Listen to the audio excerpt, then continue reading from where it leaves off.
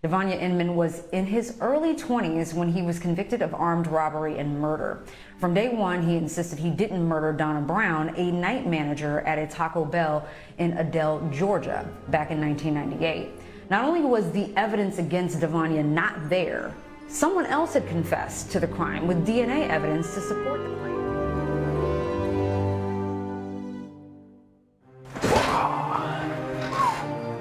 Hello again, everybody, and welcome to another episode of Convoluted. I'm Jesse Asher, and today I am actually going to tell you about a Georgia man who spent 23 years in prison for a murder and robbery that he did not do. Due to the amount of information out there on the interweb for this case, I'm going to be splitting this one into 2 episodes, and this is part 1 of Devonia Inman. This is important. Devonia Inman doesn't get any compensation for being wrongfully convicted for 23 years in Georgia. And so with the first link below you can click on, it's a fundraiser for Devonia Inman to help him get some funds now that he's been out for a few months. And as of the time of filming this, they've received $38,075, and their goal is to receive $50,000. So please check that out and donate if you can.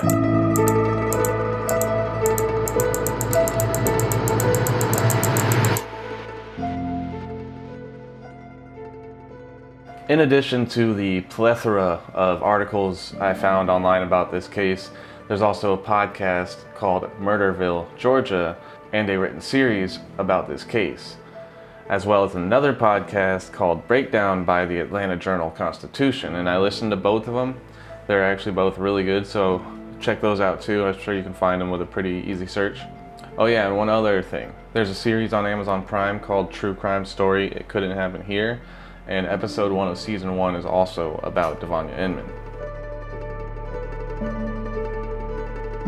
And this starts off on September 19th, 1998 in Adel, Georgia. Donna Brown left her management job at Taco Bell at about 2 a.m. in the morning with about $1,700 in cash to be deposited into the bank. And someone at that point, when she left the Taco Bell, came up to her, robbed her, and shot her fatally. Donna was a 40-year-old single mother to a 7-year-old boy, and this was a new job, so she had only been there I think like a week or 2. After discovering her body in the parking lot, they later found her car abandoned in a Pizza Hut parking lot as well. A homemade mask was also later found, and according to the Breakdown podcast, police didn't see that mask in her car, but Brown's family, Donna Brown's family, they found the mask when the car was returned to them. The mask had been made out of a leg of some sweatpants with some eye holes cut out, so it was pretty makeshift. Adel, Georgia is a small town in the south of Georgia, and so at this point, the Georgia Bureau of Investigation came in to assist in the case, since that small town at Adel doesn't have the proper resources for a case like this. And according to the Murderville podcast, the GBI only interviewed young black men, even though initially there was no indication of race. Shortly after that, Marquetta Thomas came forward to the police and claimed that 20-year-old Devonia Inman came to her house with that night with a bunch of money, cash money, and bloody clothing. Marquetta Thomas was the older sister to Devonia Inman's girlfriend. Devonia Inman was arrested for an unrelated charge and held in custody while investigation into Donna Brown's death continued.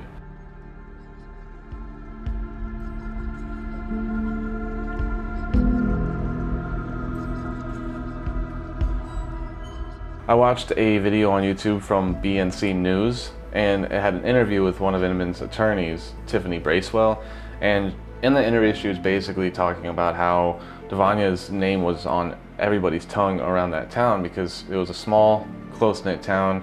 Devonia Inman was kind of new to the town and had some previous interactions with the cops. So you had the normal, everyday people talking about him, and then you also had the cops who were familiar with him. There was another witness too, Larissa Chapman, a co-worker of Donna Brown's at the Taco Bell. She told police that she didn't see anything at the time, but about a month later, after the crime, she claimed to have seen Devonia Inman hiding outside the restaurant when she left work. And a reward for information was actually offered up for about $5,000. And Virginia Tatum, she told police that she saw Brown's car drive past her really quickly while working as a newspaper carrier. And when she was shown a photographic lineup, she selected Devonia Inman as the driver of that car. Devonia Inman was later charged for capital murder, armed robbery, theft, and illegal possession of a firearm on January 11th, 1999. And the DA's office said that they would be seeking the death penalty. And so then trial began on June 11th, 2001.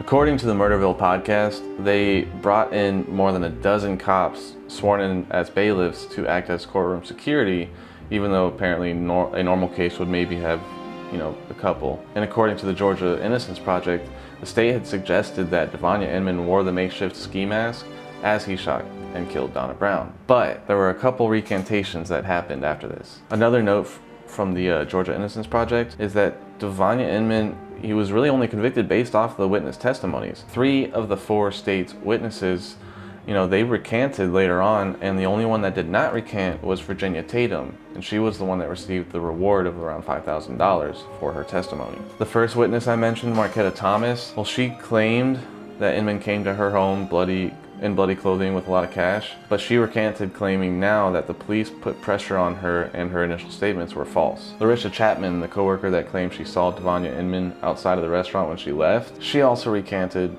and said that the police put pressure on her and that her first statements were false. But of course, what kind of wrongful conviction would this be without a jailhouse snitch? Kwame Spalding, he was someone that shared a cell with Devonia Inman, and he claimed that Devonia Inman admitted to him about robbing and killing Donna Brown. And of course, the prosecution assured Spalding of possible favorable treatment for his own charges in return for the testimony. And now it's time to introduce Mr. Hercules Brown, with no relation to Donna Brown. The Breakdown podcast, they talk a decent amount about Hercules Brown, so it's definitely worth a listen if you want to hear more detail about him. I'm not going to go into all that detail, so check it out. Hercules Brown, he was another employee at the Taco Bell, and the witnesses that the defense brought forth said that Hercules Brown had planned on robbing the Taco Bell for months and had confessed to them about robbing and killing Donna Brown. According to the Intercept, 2 of the people that said Hercules Brown confessed to them said it well before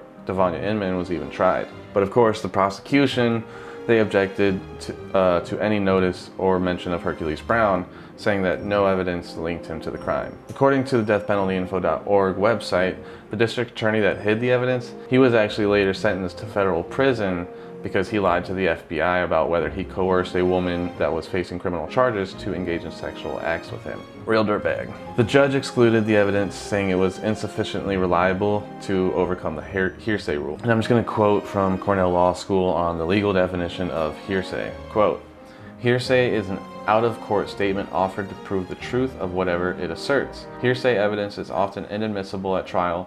However, many exclusions and exceptions exist. For something to be hearsay, it does not matter whether the statement was oral or written. Generally speaking, hearsay cannot be used as evidence at trial." Devonia Inman was unfortunately found guilty for capital murder, armed robbery, theft, and the illegal possession of a firearm, and he was sentenced to life in prison without parole on June 25th, 2001. And that's where I'm going to leave off on part 1 about Devonia Inman, and part 2, we're going to tell you about everything that happened. I'm going to tell you about everything that happened after he got convicted in 2001. Thank you for making it to the end of the video. Make sure to like, subscribe, comment down below about anything you want me to look into, any cases in particular, and stay tuned for more Convoluted episodes, of course. More importantly, make sure to check out the Georgia Innocence Project and donate and or volunteer if possible. I'll have their website linked below. Make sure to check out the National Registry of Exonerations, which I'll also link below. And all the sources that I used for this case or this video are also below. Thank you guys, and bye.